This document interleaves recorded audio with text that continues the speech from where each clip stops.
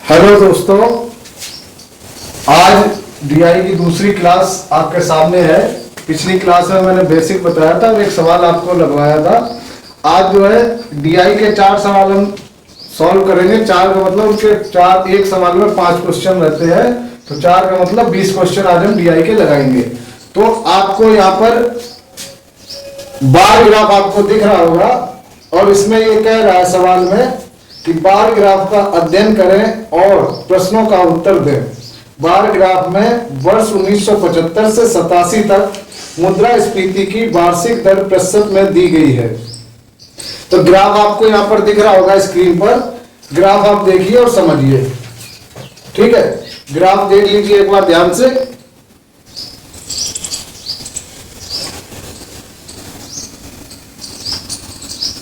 अब बढ़ते हैं सवाल की तरफ। तो इसमें क्वेश्चन कह रहा है, इसमें क्वेश्चन ये आपका कह रहा है कि वर्ष 1975 से 87 के बीच तीसरी दुनिया के देशों में मुद्रास्फीति की दर में लगभग कितनी वृद्धि हुई। क्या कह रहा है, 1975 से 87 के बीच तीसरी दुनिया की बात कर रहा है। तीसरी दुनिया यानी कि ग्राफ में जो आपको थर्ड वर्ल्ड करके लिखा था उसकी बात कर रहा है। तीसरी दुनिया के देशों में मुद्रास्फीति की दर में कितनी, लगभग कितनी वृद्धि हुई। 75 में उसने दिखाया है कि 1975 में 1975 थर्ड वर्ल्ड यानी कि तीसरी दुनिया, थर्ड वर्ल्ड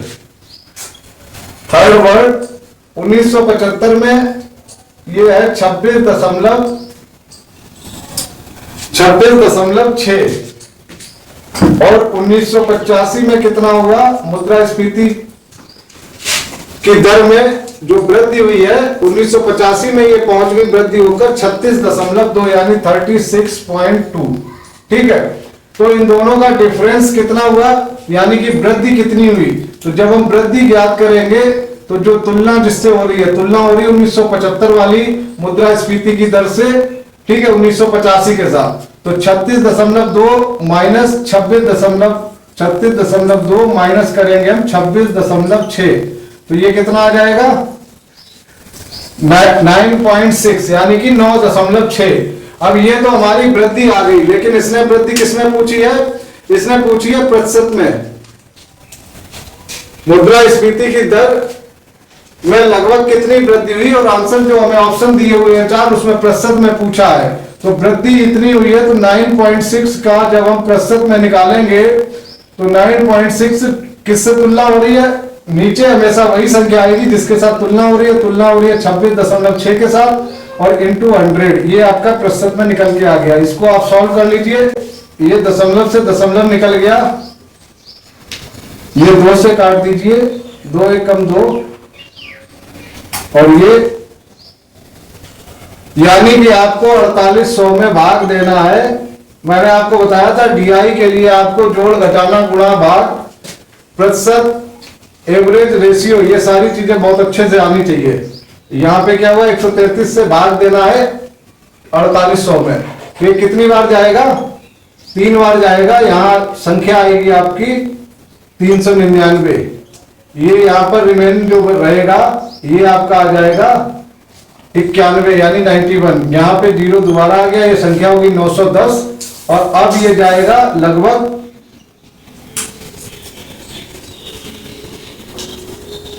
810 आएगा ये। ठीक है, अब ये जाएगा 6 बार, तो ये हो गया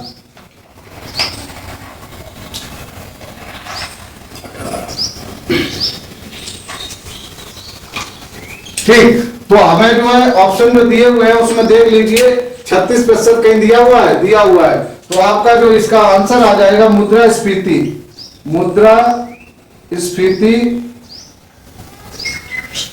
की दर में वृद्धि।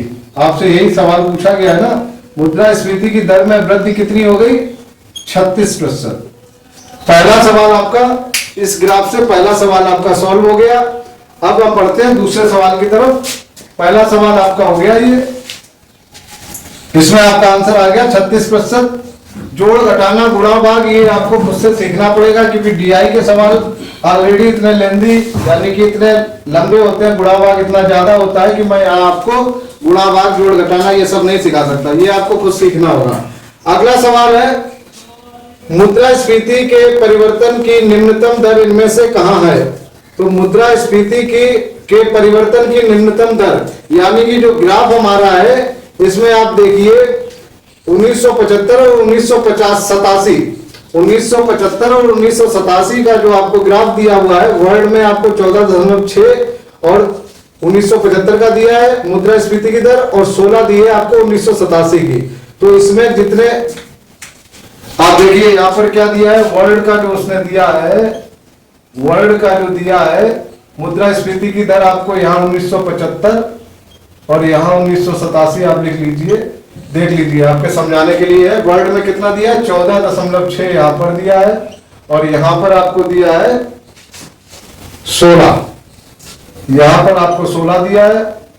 इसके बाद उसने बात की है डेवलप्ड नेशन की, डेवलप्ड नेशन में आपको जो दिया है इसने 11.8 और 14.2, 11.8 14.2, ठीक है। इसके बाद तीसरी दुनिया का उसने दिया है थर्ड वर्ल्ड, तो इसका दिया है थर्ड वर्ल्ड का दिया है थर्ड वर्ल्ड, इसका दिया है इसने 26.6 और 36.2, 26.6 36.2। इसके बाद इसने दिया है यूएसए और यूके का, यूएसए और यूके, तो यूएसए का इसने कितना दिया है, यूएसए का दिया है 10.3 और 12.7 और यूके का इसने दिया है 21.7 और 23.5।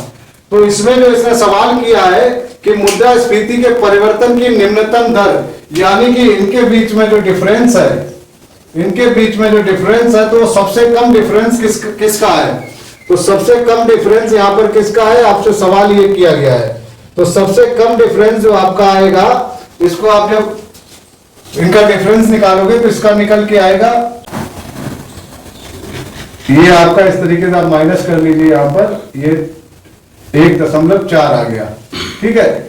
यहां पर 1.4 आ गया, यहां से माइनस करोगे तो कितना आएगा 4, 2.4 आएगा, इसको माइनस करोगे तो आपका आएगा 9.6, इसको माइनस करोगे तो आएगा 2.4 और इसको माइनस जब करोगे आप तो कितना आएगा 2.2, ठीक है। तो यहां सबसे कम वैल्यू कौन सी है आपको वही इसने पूछा है, तो सबसे कम वैल्यू आपकी वर्ल्ड, जो वर्ल्ड के लिए उसने दिया है वही आपका आंसर हो जाएगा, क्योंकि सबसे कम वैल्यू आपकी यहां इसमें से यही आ रही है। तो ये आपका दूसरा सवाल भी सॉल्व हुआ। दूसरे सवाल में उसने जो पूछा था मुद्रास्फीति के परिवर्तन की निम्नतम दर इनमें से कहां है, इसमें उसने आपको दिया था विकसित देशों में, यूके में, विश्व में और तीसरी दुनिया में। तो इसमें आपका आंसर हो जाएगा ऑप्शन सी, विश्व में यानी कि वर्ल्ड में, ठीक है। तो दूसरा सवाल भी आपका सॉल्व हुआ। अगले सवाल की तरफ बढ़ते हैं। अगला सवाल उसने बोला है कि वर्ष 1987 में विश्व की तुलना में तीसरी दुनिया के देशों में मुद्रास्फीति की दर में लगभग कितनी बढ़ोतरी हुई। तो 1987 वर्ष की केवल बात कर रहा है, 1987 की। कौन से वर्ष की बात कर रहा है, 1987 की। यहाँ पर 2 वर्ष आपको दिए, एक 1975 और दूसरी आपको दी है 1987। अभी जो बात हो रही है 1987 की हो रही है। 1987 में कौन कौन से देशों की बात कर रहा है, तो 1987 में वो बात कर रहा है विश्व की तुलना में, यानी कि वर्ल्ड की तुलना में, थर्ड नेशन की, थर्ड वर्ल्ड की बात कर रहा है। तो विश्व की तुलना में तीसरी दुनिया के देशों में मुद्रास्फीति की दर में लगभग कितनी वृद्धि हुई। तो तीसरी दुनिया की मुद्रास्फीति 1987 में कितनी है, 36.2, कितनी है 36.2 और वर्ल्ड की कितनी है 16। ये थर्ड वर्ल्ड हो गया आपका। और केवल वर्ल्ड की बात करें अगर तो यहां पर है 16, ठीक है। अब इनमें क्या पूछा है, 16 की तुलना में उसने जो पूछा है 36.2, यानी कि 16 की तुलना में 36.2 का कितने प्रतिशत की बढ़ोतरी हुई, वो ये सवाल आपसे पूछ रहा है। तो प्रतिशत की बढ़ोतरी निकालने के लिए 36.2 माइनस 16 और तुलना जिसके साथ हो रही है बटे में वो, यानी कि 16 इंटू 100। इससे आप इसको सॉल्व करेंगे, आपका आंसर आएगा। सॉल्व कर लीजिए, 0.2 ऐसे ही आ जाएगा और 36 से 16 जब आप माइनस करोगे तो 20 आएगा और यहाँ पे आपका 16 आ गया, यहाँ इंटू 100 हो गया। ठीक है, यही है, समझते चलिए। अब इसको आप जो है 4 से काटेंगे तो यहाँ 25 आ जाएगा और इसको 2 से काटेंगे तो यहाँ पे 10.1 आ जाएगा। फिर 2 से काट दीजिए, ये 505 आ गया। ठीक है, इसको आप मल्टीप्लाई कर लीजिए तो ये आपका आ गया 126.25%। आप अपना आंसर मैच कराइए। ऑप्शन कौन सा इसमें दिया हुआ है? इसमें ऑप्शन जो है बी दिया हुआ है, यानी कि आपका ऑप्शन हो गया बी, 126% आपको आंसर में दिया हुआ है। आपका ये सवाल भी सॉल्व हुआ। अगला सवाल हम देखते हैं, इसके बाद बढ़ते हैं अगले सवाल की तरफ। अगला सवाल कह रहा है कि वर्ष 1975 और 1987 के तीसरी दुनिया यूएसए और यूके के बीच मुद्रास्फीति की दर में अनुपात, यानी कि इस 1975 में और 1987 दोनों वर्षों को उसने लिया है और कौन कौन सा जो है उसने देश लिया है। पहला उसने लिया है तीसरी दुनिया यानी थर्ड वर्ल्ड यानी तीसरी दुनिया, और क्या लिया है? यूएसए और यूके को लिया है, यूएसए और यूके को लिया है। ठीक है, ये 3 ग्राफ से उसने ये 3 चीजों को उठाया है और इनमें से उसने जो है 1975 और 1987 का जो मुद्रास्फीति की दर है उसमें अनुपात पूछ रहा है। तो 75 में थर्ड वर्ल्ड का कितना था? 26.6 और 87 में कितना था? 36.2। उसके बाद यूएसए की बात करें तो यूएसए में कितना था? 10.3 और यहां पर कितना था? 12.7। इसके बाद अगला यूके की बात कर रहा है 21.7 और कितना? 23.5। ठीक है, ये ग्राफ से आपको मिल गया है, ग्राफ से आपको ये चीजें दिख रही है ग्राफ में, तो ये आपके सामने आ गया। अब इनका उसने क्या कहा है कि दर में अनुपात ज्ञात करना है, इन तीनों का जो है दर में अनुपात। तो इसकी दर यहां पर टोटल कर लीजिए, 6 3 9 9 और 7 16 8, यहां दशमलव आ गया, यहां 58.6 आ गया। इसका टोटल कितना आएगा?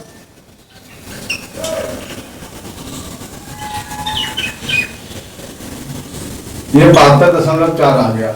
अब इसमें क्या है? इनका अनुपात पूछा है, यानी कि 72.4। अब अनुपात किसमें किसमें पूछा है? पहले कौन सा वर्ष दिया है?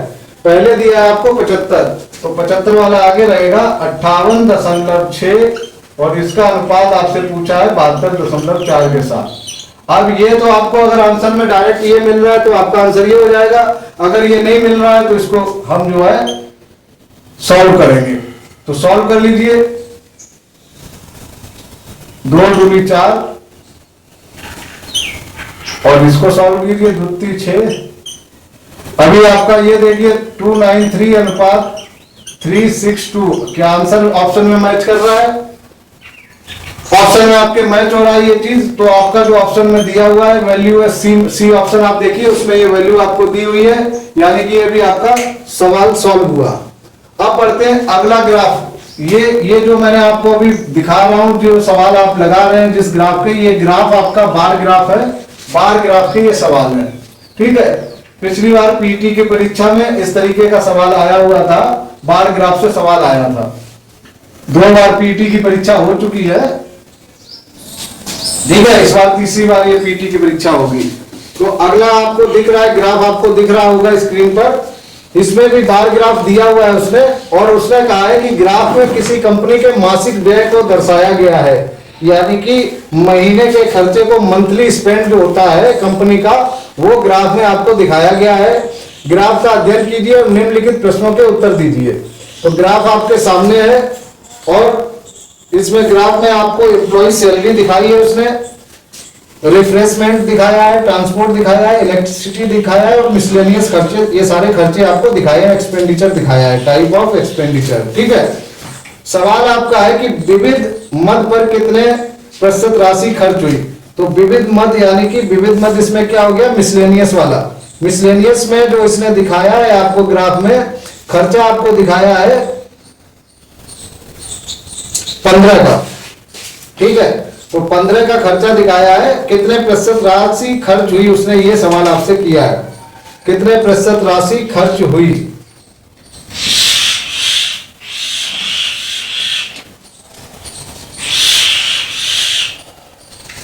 तो यहां पर हम देख लेंगे, यहां पर टोटल खर्चा कितना है। टोटल खर्चा आप देख लीजिए, तो टोटल खर्चा जो दिखाया है इसने 80 दिखाया है।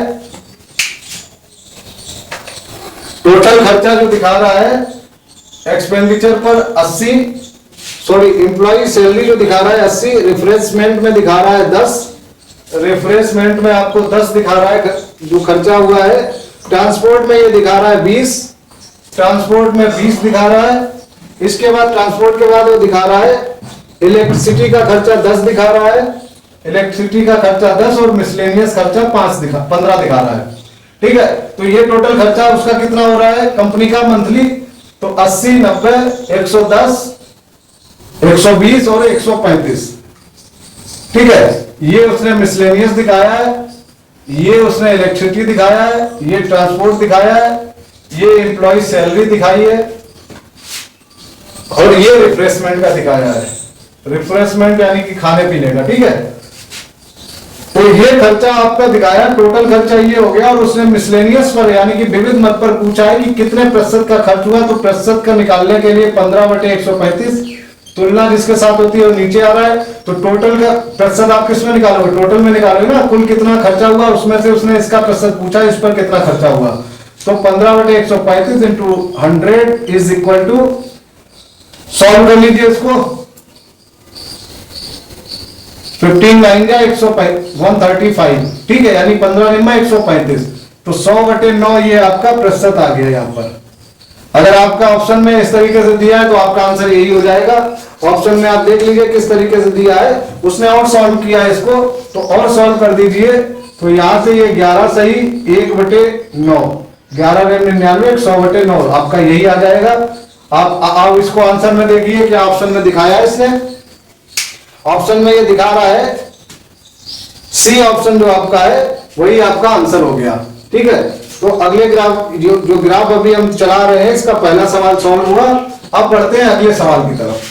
दूसरा सवाल इस ग्राफ का है जो कि हमसे कह रहा है कि जलपान पर राशि का कितना भाग खर्च हुआ।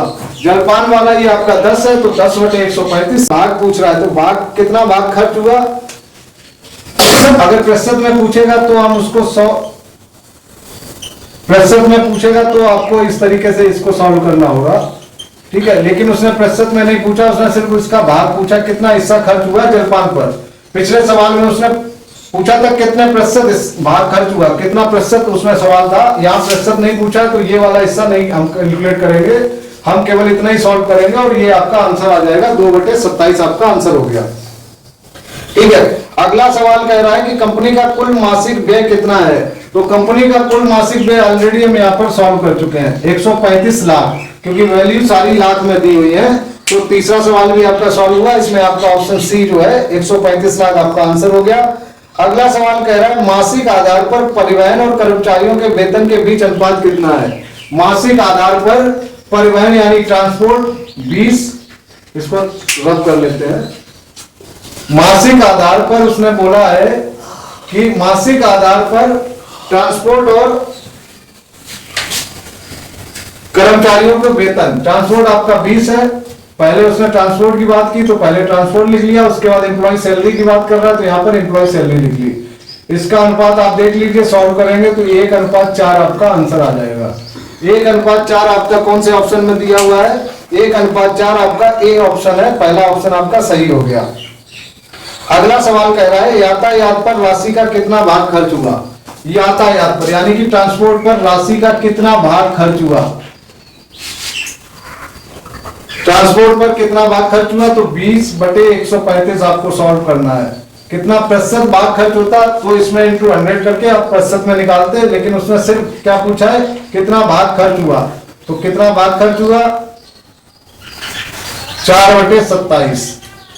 ऑप्शन आपका कौन सा मैच कर रहा है? देखिए आपका ऑप्शन मैच कर रहा है 4/27 में, बी ऑप्शन आपका, यही आपका आंसर हो गया। ठीक है, तो ये दूसरे ग्राफ के 5 सवाल आपके सॉल्व हो गए। अब पढ़ते हैं अगले ग्राफ पर। अगला ग्राफ आपका टेबुलर फॉर्म में है। ठीक है, ये दोनों आपके बार ग्राफ थे, अब आपका ग्राफ जो है टेबुलर फॉर्म में है। तो टेबुलर फॉर्म में आपको स्क्रीन पे दिख रहा है, आपको सवाल आपका कह रहा है यह तालिका 3 वर्ष के दौरान 5 अलग अलग कॉलेजों के उत्तीर्ण विद्यार्थियों के प्रतिशत को दर्शाती है। यह दिया है कि प्रत्येक कॉलेज से हर वर्ष 200 विद्यार्थी परीक्षा में बैठे थे। तो यहां पर इन्होंने ये बात क्लियर की है कि प्रत्येक वर्ष प्रत्येक कॉलेज से जो है कितने विद्यार्थी परीक्षा में बैठे? 200।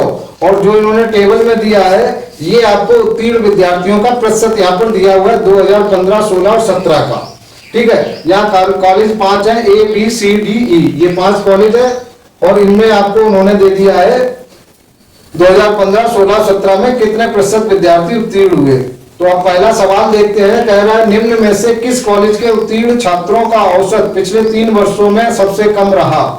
तो सबसे पहले तो हम देखेंगे, तो इसमें क्या है, उसने पूछा है कि निम्न में से किस कॉलेज के उत्तीर्ण छात्रों का औसत पिछले 3 वर्षों में सबसे कम रहा। तो औसत निकालने के लिए हमें क्या करना होता है, इनको जोड़ना होगा सभी को, सभी का अलग अलग औसत आप निकाल सकते हैं, इनको जोड़ लीजिए। यहां पर 214 आ गया,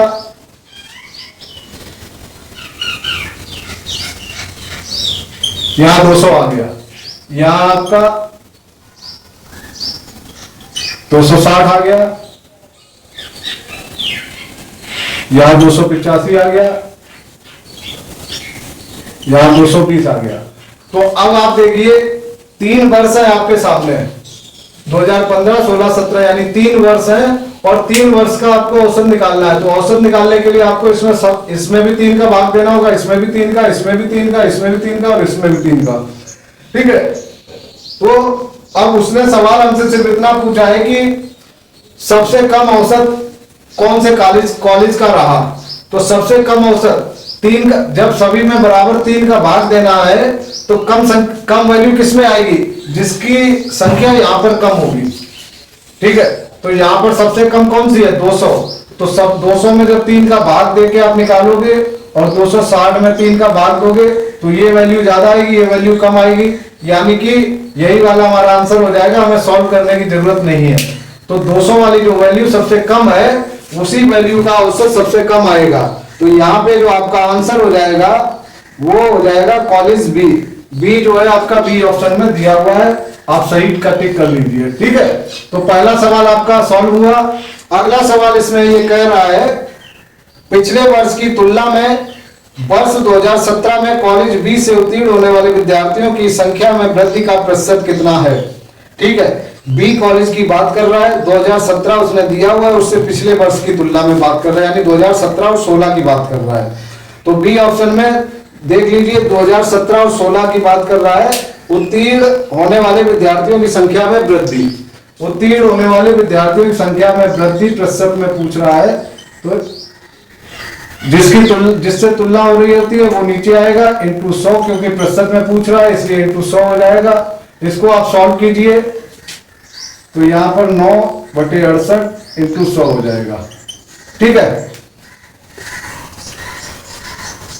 अब हमें क्या करना है, 900 में 68 का भाग देना है।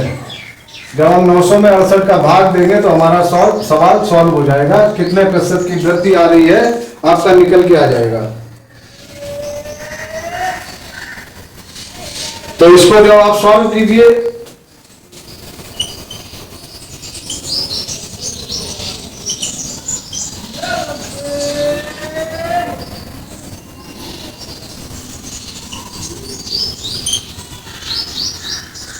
तो लगभग 13% थी। ठीक है, आप देखिए ऑप्शन में अब यहाँ पे कंफ्यूजन वाला है, इसमें आपको 13% भी दिया है, 13.2 और 13.4, ये 3 ऑप्शन आपको दिए हैं। तो इसको और आगे भी सॉल्व करना पड़ेगा, क्योंकि हमें एग्जैक्ट देखना है अब कि 13 पॉइंट कितना आ रहा है, 2 आ रहा है या 4 आ रहा है या 13 ही आएगा, तो ये देखना है हमें। तो इसको देखने के लिए इसको और सॉल्व करना होगा। तो यहाँ पर आपका 16 बचा, यहाँ दशमलव लग गया, ये 0 आ गया। ठीक है, अभी आपका ये आ गया 13.2, यानी कि ऑप्शन जो हमारा है 13.2 वाला ऑप्शन सही है, यानी कि बी ऑप्शन।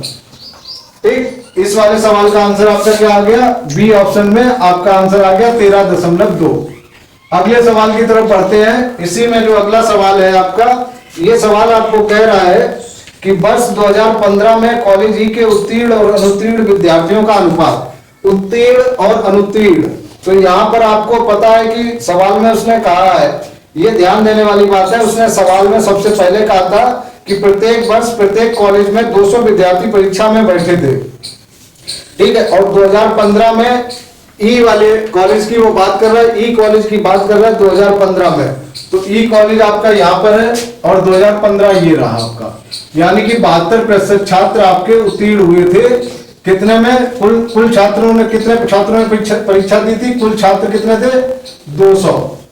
ठीक है, कुल छात्र 200 थे, जिसमें से 72% उत्तीर्ण हुए। तो 200 का 72% कितना आएगा, 200 का 72 जब आप निकालोगे तो आपका ये आएगा 144। ठीक है, तो ये आपके उत्तीर्ण छात्र हैं। जब उत्तीर्ण छात्र आपके 144 हैं, तो जो फेल हुए, जो छात्र पास नहीं हुए, उनकी संख्या कितनी आ जाएगी, 56, यही आएगी।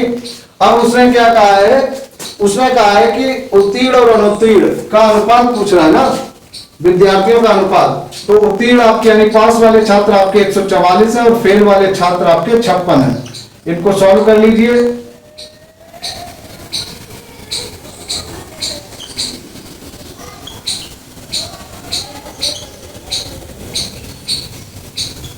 अठारह अनुपात 7 आपका आंसर आएगा।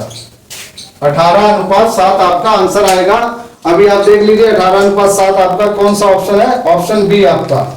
ठीक है, तो इस सवाल में जो ऑप्शन बी है वही आपका आंसर है।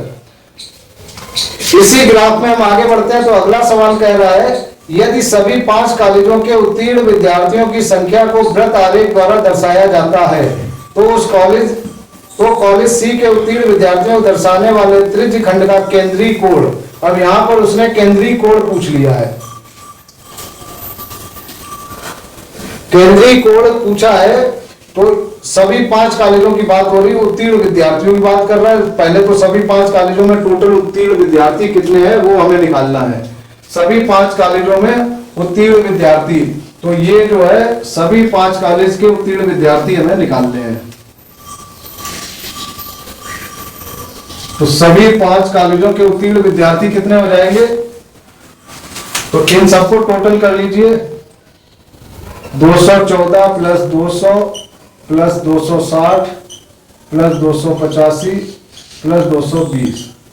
ठीक है, आपके उत्तीर्ण विद्यार्थी कैसे निकालोगे आप, ये प्रतिशत आपको दिया हुआ है ना। इसमें जब प्रतिशत आपको दे दिया है सभी उत्तीर्ण विद्यार्थियों के लिए, प्रतिशत आपको दिया हुआ है सभी कॉलेजों का, सभी कॉलेजों में उत्तीर्ण विद्यार्थी का। और उसने पूछा है केवल सी कॉलेज का, सी कॉलेज का पूछा है। तो इसको जब आप टोटल करोगे, इसको टोटल करोगे तो कितना आएगा, जल्दी से बताइए। जब आप इसको टोटल करोगे तो कितना आएगा,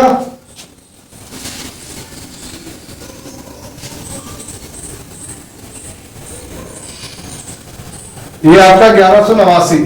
ठीक है, ये टोटल आपका 1189 प्रतिशत, ये आपका 1189 आ गया। और उसने सी कॉलेज की बात की है, तो सी में कितना है 260 टोटल। और किसके साथ तुलना हो रही है, 1189 के साथ तुलना कर रहा है। 360 का इसमें मल्टीप्लाई होगा, जब ही आपका कोण निकल के आएगा। तो यहाँ पे आपका जो कोण निकल के आएगा वो कितना आएगा, 78.7। जब आप इसको सॉल्व करोगे तो यहां पर आपका आंसर आएगा 78.7। ठीक है, 78.7 आपका कौन सा ऑप्शन है, देखिए ऑप्शन आपका हो गया 79, यानी कि इसके करीब का जो ऑप्शन आपका रहेगा वही आपका आंसर होगा। तो जब सॉल्व करने पर ये 78.7 आया, तो इसमें आपका ऑप्शन दिया हुआ 79 डिग्री। तो यही आपका सी ऑप्शन आपका सही आंसर है। ठीक है, इसी में अगला सवाल कह रहा है कि वर्ष 2016 कॉलेज सी के उत्तीर्ण और वर्ष 2017 कॉलेज ए के उत्तीर्ण छात्रों का अनुपात। कॉलेज सी के उत्तीर्ण छात्रों का अनुपात और कॉलेज ए के, लेकिन वर्ष दोनों में अलग अलग उसने दी है। तो कॉलेज सी के उत्तीर्ण कौन सा वर्ष में पूछा है? कॉलेज सी के उत्तीर्ण उसने कहा है 2016 कॉलेज सी के उत्तीर्ण कितना प्रतिशत है कॉलेज सी का? 88। और अगला उसने कॉलेज ए बताया है, कॉलेज ए में कौन सा? 2017 में कॉलेज ए 2017 यानी 74। इसको सॉल्व कीजिए। अनुपात पूछा है तो मैंने अनुपात ले लिया दोनों का, जो पहले है उसको पहले, जो बाद में उसको बाद में। ठीक है, तो इसको जब आप सॉल्व करोगे तो ये 44:37 यानी 44 और इधर आपका 37, ये आपका आंसर हो गया। कौन सा ऑप्शन है? ऑप्शन देख लीजिए, 44:37 आपका सी ऑप्शन है। तो आपके 3 सवाल ग्राफ के ये हो गए हैं। एक लास्ट सवाल और लेता हूं ग्राफ का एक लास्ट सवाल और लेता हूं। 4 सवाल इसलिए क्योंकि परीक्षा में भी आपके 4 सवाल ही आते हैं। ठीक है, तो जब आप पेट की परीक्षा देंगे उसमें भी आपको, जो लोग नए हैं उनको नहीं शायद पता हो, जिन्होंने जो पहली बार परीक्षा देंगे, लेकिन जो परीक्षा दे चुके हैं उनको पता है कि 4 सवाल ग्राफ के आते हैं टेबल पीईटी की परीक्षा में। तो अगला टेबल फॉर्म में आपका टेबल जो है, टेबल ग्राफ यहाँ पर है, टेबुलर फॉर्म में आपको दिया हुआ है। सवाल कह रहा है कि नीचे दी गई तालिका में एक गांव में वर्ष 2011 से 16 तक शिक्षित लोगों की कुल जनसंख्या को दर्शाया गया है। शिक्षित लोग और कुल जनसंख्या यहाँ पर दर्शाई गई है। पहला सवाल इस ग्राफ से है। पहला सवाल कह रहा है कि वर्ष 2012 में कितने प्रतिशत लोग शिक्षित हैं? वर्ष 2012 में कितने प्रतिशत लोग, वर्ष 2012 में शिक्षित लोगों की संख्या यहाँ कितनी दिखाई है? शिक्षित लोगों की संख्या उसने दिखाई है 800, शिक्षित लोगों की संख्या दिखाई है 814। और 814 जो शिक्षित लोगों की संख्या है कितने में से है? ये आपकी 3072 में से। तो इसका प्रतिशत आप निकालोगे कितने प्रतिशत लोग शिक्षित हैं। तो प्रतिशत निकालने के लिए इसको सॉल्व करो, तो ये कितने से कटेगा? 4 से कटेगा। पीछे के 2 अंकों में अगर हम भाग दें और वो भाग पूरा चला जाए तो यानी कि वो संख्या 4 से कटेगी। ठीक है, तो 4 से इसको काट दीजिए। 4 7 28, ठीक, और 4 से ये कटेगी नहीं कटेगी, इसको काट लीजिए। अब इसमें से इसको फिर काट लीजिए, कितनी बार जाएगा ये? इसको भी काट दीजिए। अब आपके पास जो संख्या है 384 से भाग देना है आपको कुल संख्या में। तो 407 में आपने भाग यहां पे दे दिया, तो ये कितना आएगा? 7 से 4 गया 3, 10 से 8 गया 2। ठीक, यहां दशमलव लगाइए, यहां 0 बढ़ जाएगा। अभी भी नहीं जा रहा तो यहां एक और 0 बढ़ाइए, यहां भी 0 बढ़ाइए। अब देखिए कितनी बार जाएगा? 6 बार जाएगा।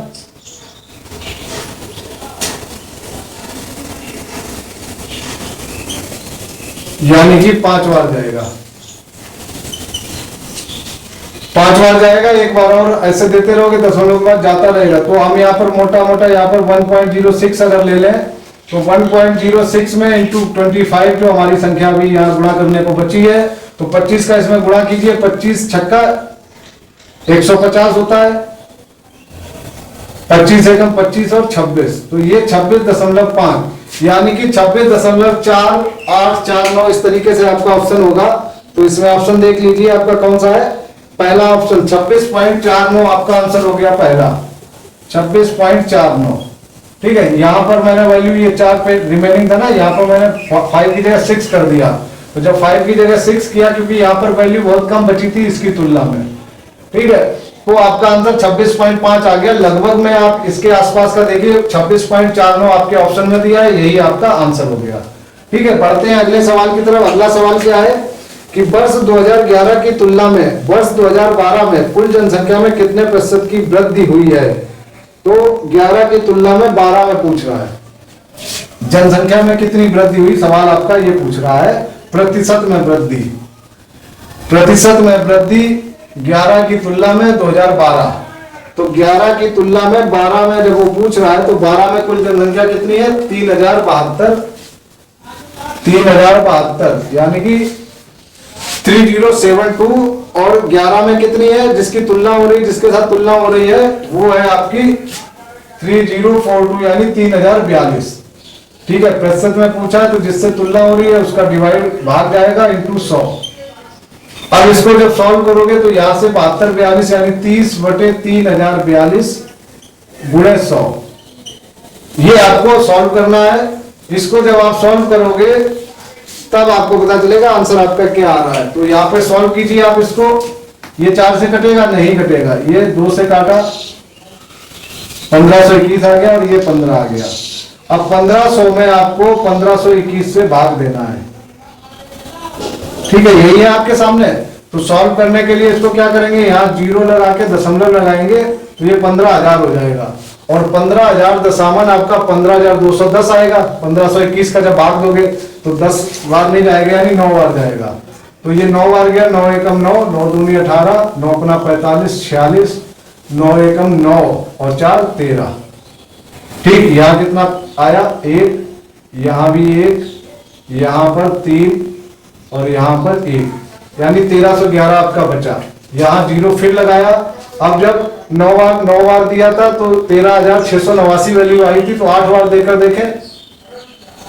8 बार यहाँ पर देते हैं तो 8 एकम 8, 8 दूनी 16, 8 बन 40 41, 8 एकम 8 और 4 12, यानी कि 0.98% आपका आंसर। क्या इतना सॉल्व किया गया सवाल को? ठीक है, लगभग में आपका ये आपका आंसर आ गया। ऑप्शन में आपको 1% आपसे मैच हो रहा है, जो करीबी वैल्यू है वही आपका आंसर हो जाएगा। तो पहला ऑप्शन इसमें दिया। तो अगला सवाल आपका कह रहा है कि वर्ष 2014 की तुलना में वर्ष 2015 में शिक्षित लोगों की संख्या में कितने प्रतिशत वृद्धि हुई? तो 2015 में शिक्षित लोग कितने हैं? 1380। और 2014 से तुलना हो रही है, इसमें शिक्षित लोग कितने थे? 1250। तो जिसके साथ तुलना होती है वो संख्या नीचे आती है। ठीक है, हमेशा ध्यान रखना, जब वृद्धि या कमी वाले सवाल होंगे तो ऊपर जो वैल्यू होगी बड़ी संख्या में से छोटी संख्या को घटाएंगे, लेकिन नीचे जो संख्या रखेंगे वो संख्या वही रखेंगे जिसके साथ तुलना हो रही है। तो तुलना हो रही है 1250 के साथ और वो पूछ रहा है प्रतिशत में। ठीक है, कि कितने प्रतिशत की वृद्धि हुई। तो यहां से आप देख लीजिए कितना आ गया, 1380 माइनस 1250, ये आपका बचा 130।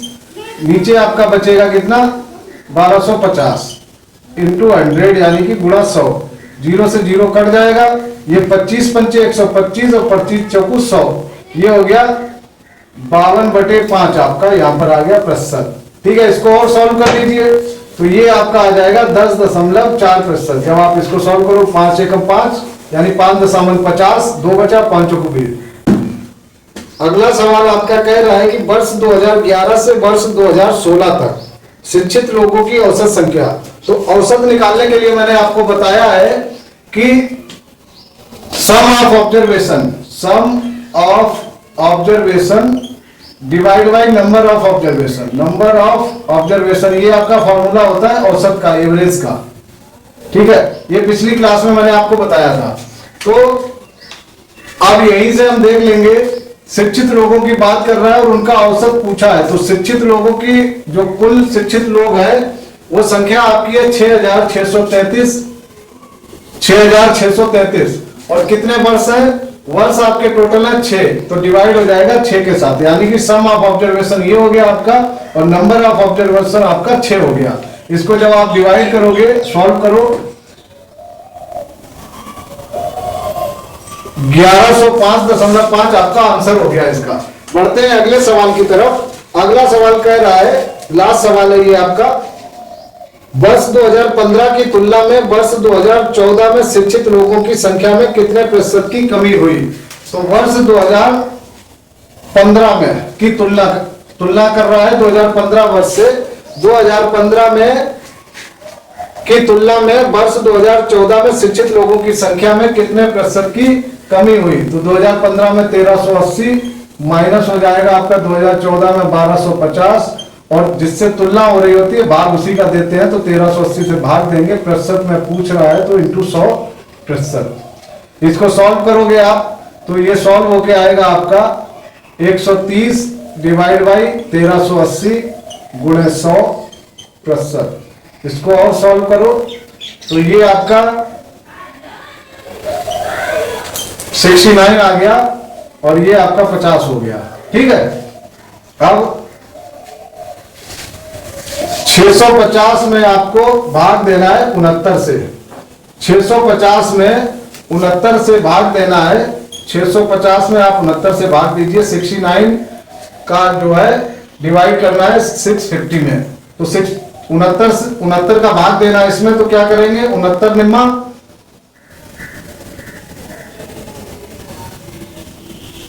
ये आपका आ गया 621। ठीक है, तो 10 से 1 गया 9 बचा, 4 से 2 गया 2 बचा।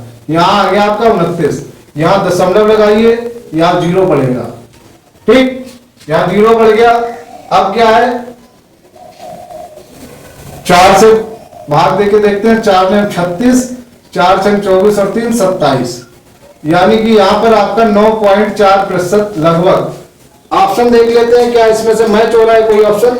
आपका ऑप्शन मैच हो रहा है, लेकिन यहाँ पर दो ऑप्शन एक जैसे दिए हुए 9.40% और 9.42%। तो इन्हीं दो में से एक होगा। तो इसको और आगे सॉल्व करना पड़ेगा थोड़ा। 10 से 6 गया, ये 4 बचा, और 8 से 7 गया, 1 बचा। यहाँ 14 आ गया, यहाँ 0 बढ़ाया। अब कितनी बार जाएगा ये 2 बार जाएगा, यानी कि 9.42% जो है आपका आंसर हो गया। आपका आंसर कितना हो गया 9.42%। ऑप्शन डी, ऑप्शन डी आपका आंसर हो गया। तो आज की क्लास में दोस्तों इतना ही। धन्यवाद।